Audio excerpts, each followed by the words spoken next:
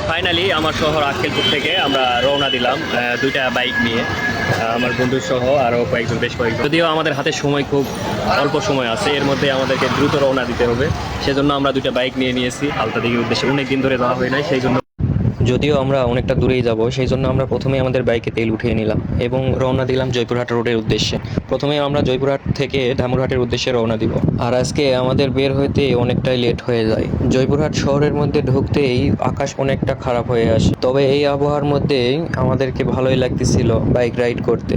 আকাশের এরকম পরিস্থিতি দেখে আমরা খানিকটা দাঁড়িয়ে গেলাম। আশেপাশে প্রচণ্ড ঝড় শুরু হয়। ঝড় শেষ হওয়া মাত্রই সেখান থেকে আমরা বেরিয়ে পড়ি এবং কুঠিবাড়ি ব্রিজ পার হওয়া মাত্র বৃষ্টি শুরু হয়।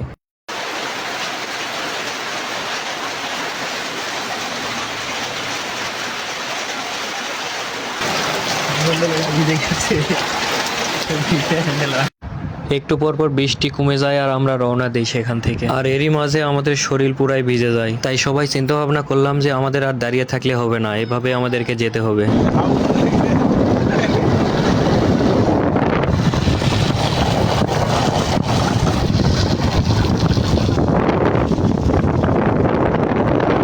বৃষ্টি শেষ হতে হতে আমরা পৌঁছে যাই আমাদের গন্তব্যে। এরই ভিতরে প্রবেশ করে দেখতে পাই চারিদিকে প্রাকৃতিক সৌন্দর্যের লীলাভূমি, যেন সৃষ্টিকর্তা নিজ হাতে তৈরি করেছেন। এরকম দর্শনীয় স্থানে প্রকৃতি প্রেমীরা ছুটে চলে আসে। শহরের কোলাহল ছেড়ে এইরকম নিরিবিলি স্থানে কার না আসতে ভালো লাগে। চারপাশে পাখির কিচিরমিচির আওয়াজ এবং ঝিঝি পোকাদের ডাক।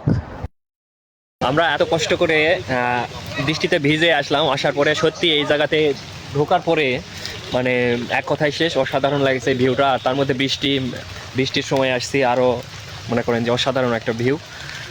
তো সব মিলিয়ে মোটামুটি আমাদের ভিজে এত কষ্ট করে আসা আমাদের সার্থক হয়েছে আলহামদুলিল্লাহ। এই জায়গার ভিউটা দেখে অসাধারণ ভালো লেগেছে আমাদের। এখানে বেশ কয়েক বছর আগে এসেছিলাম, তো তখন এই মানে পুকুরের চারপাশে অনেক গাছ ছিল এবং সেই সময় যখন আসছিলাম তখন জায়গাটা অনেক সুন্দর লাগতেছিল। কিন্তু এখন আসলে বিষয়টা হচ্ছে বন কর্মকর্তা নাকি কে কার ইয়েতে এগুলা কাটা হয়েছে জানি না, তবে গাছ কাটার পরে এই জায়গাটা মানে সৌন্দর্য নষ্ট হয়ে গেছে আর কি।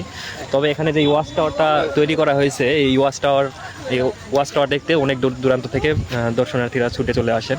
তো আমরা এই পাশ দিয়ে যাব, এই পাশ দিয়ে বাইক নিয়ে গিয়ে ওই পাশ দিয়ে একদম হচ্ছে ওয়াচ টাওয়ারের ওখানে গিয়ে শেষ পর্যন্ত দেখাবো।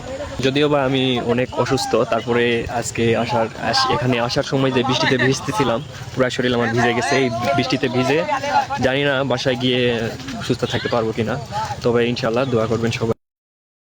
এরকম শান্ত এবং নিরিবিলি স্থানে আপনার পরিবার এবং বন্ধু সবাইকে সঙ্গে নিয়ে ঘুরে আসতে পারেন। আমার পিছনেই ঠিক এই আলতাদিঘিতেই ওই যে পিছনে দেখা যাচ্ছে ওটাই হচ্ছে ইন্ডিয়ার বর্ডার, অর্থাৎ ওখানে কাঁটাতারের বেড়া আছে। এই আলতাদিঘির এই শেষ প্রান্তে থেকে দাঁড়িয়ে খুব সুন্দরভাবেই দেখা যায়, খালি চোখে দেখা যায়। ক্যামেরাতে আসলে সেইভাবে দেখা যাচ্ছে কিনা। এর শেষ মাথায় ভারত এবং বাংলাদেশের শূন্যরেখা রয়েছে। পিছনে এখানে কিন্তু প্রচুর পরিমাণে গাছ ছিল, বনের যে গাছগুলো থাকে আর কি, সেই গাছগুলো ছিল। এখন এসে দেখতেছি যে এই পাশে কোনো গাছ নেই। সত্যি খারাপ লাগতেছে, গাছগুলো একদম কেটে নতুন করে দেওয়া হয়েছে। এই জন্য আর কি দেখে খুবই খারাপ লাগতেছে, তো কিছু করার নাই।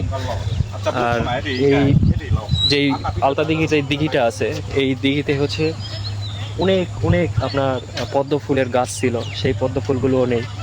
তো সত্যি দেখে মানে খুবই খারাপ লাগতেছে যে এত একটা সৌন্দর্যে ভরা ছিল এই আলতাদিঘি। সেই আলতাদিঘিকে মনে করেন ধ্বংস করতে যা প্রয়োজন প্রায় সেই রকম কাজই করেছে এই কর্তৃপক্ষ। যদিও আলতাদিঘির এই দুই পাশে এরকম গাছ কেটে রাস্তা করে দিয়েছেন কর্তৃপক্ষরা এবং অনেকগুলো বসার স্থান করে দিয়েছেন সুন্দর সুন্দর, যা দেখতে খুবই অসাধারণ। তবে আমি মনে করি আগে যেরকম রাস্তার পাশে গাছ ছিল অনেক এবং এই দিঘিতে অনেক রকমের পদ্ম ফুল ছিল, সেরকম যদি পরবর্তীতে হয়ে যায় তাহলে এখানকার সৌন্দর্য আগের তুলনায় আরও দ্বিগুণ হয়ে উঠবে।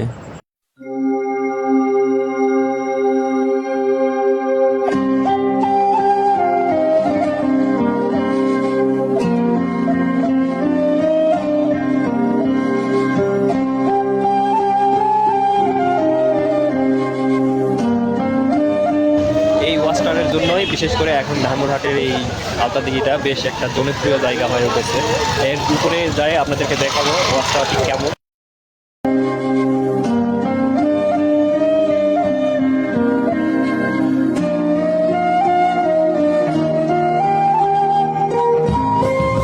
অবশ্যই বাচ্চাদেরকে নিয়ে এই ওয়াচ টাওয়ারে উঠলে অবশ্যই সাবধানতা অবলম্বন করবেন, কারণ এই যে এই রেলিংগুলি এগুলি কিন্তু যথেষ্ট পরিমাণ মনে করেন যে ঝুঁকিপূর্ণ অবস্থায় রয়েছে। বাচ্চাদেরকে হাত ধরে রাখবেন ওয়াচ টাওয়ারে উঠলে। আর এই ওয়াচ টাওয়ার থেকে আপনার উপরে নিচের যে ভিউটা আছে, যে আলতা দিঘির যে দিঘিটা, ওটা পুরা দমে খুব ভালোভাবে দেখা যায় উপর থেকে।